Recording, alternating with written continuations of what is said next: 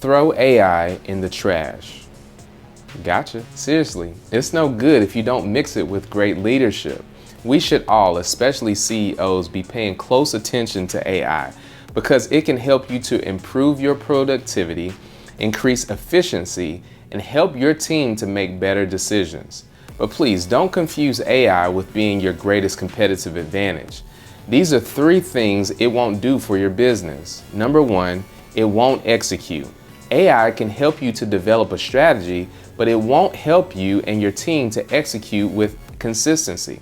That's your job. Number 2, it won't lead. It does not have the ability to inspire your people. It can't navigate through difficult conversations with your team, and it certainly can't build a high-performing culture. Number 3, it cannot create trust. Your employees, customers, and partners don't commit to technology.